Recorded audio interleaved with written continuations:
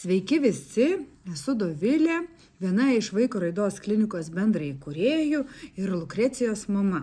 Tai Lukrecija susirgo būdama 3,5 metų, nuo tada ir prasidėjo mūsų kelionė link Vaiko raidos klinikos steigimo. Šiuo videu kreipiuosi į jūs, norėdama jums papasakoti, kodėl Vaiko raidos klinika nusprendė rinkti paramą ir taip padėti šeimoms. Tai susirgus Lukrecijai mums buvo labai sunku, nes aš netekau darbo, o dirbdavau tik tokius darbelius, kuriuos galėdavau atlikti būdama ligoninėje. Tai draugams patikrindavau sąskaitas, ar mokėjau atidarinėti internetinės svetainės, tai kurdavau draugam internetinės svetainės, bet tokio oficialaus darbo neturėjau. Todėl, kai Lukrecijos gydymui mums jau prireikė 11 000 eurų sumos, buvo labai sunkus metas man psichologiškai, nes tu žinojai, kad tu turi padėti savo vaikui, bet tuo pačiu ir nelabai turėjai tų resursų iš ko.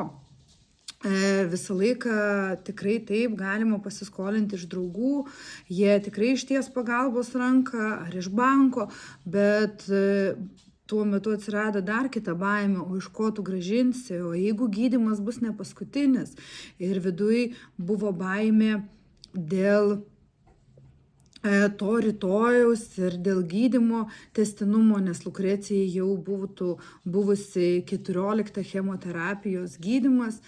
Tai jis jau buvo labai ilgas ir mes nežinojome tos ateities.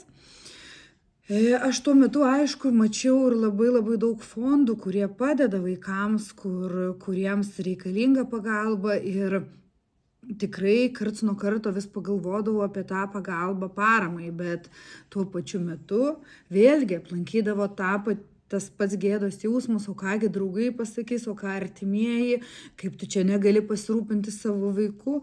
Tai man prireikė 6 mėnesių įveikti savo visas baimes ir paprašyti. Taip mes labai greitai surinkome visą reikiamą sumą Lukrecijos gydymui, tačiau tie 1,5 metų man paliko labai stiprų ir gilų įspaudą mano psichologiniai būklėje.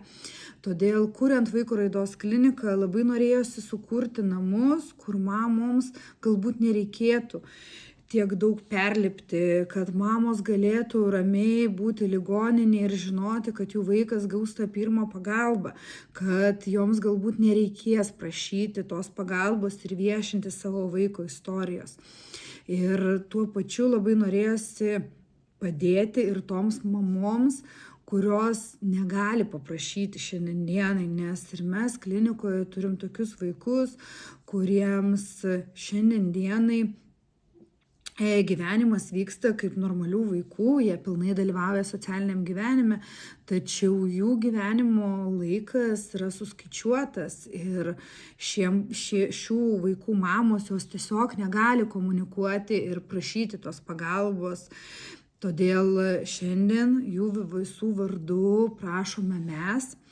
Ir labai džiaugiuosi, kad jūs vis daugiau ir daugiau įmonių jungiasi į tą mūsų nuolatinės pagalbos ir kad jūs nuolatos mus palaikote. Taigi jūsų parama mums tikrai yra labai svarbi ir reikalinga. Tai ačiū jums ir atsiųsime jums dar daug vaikučių padėkų.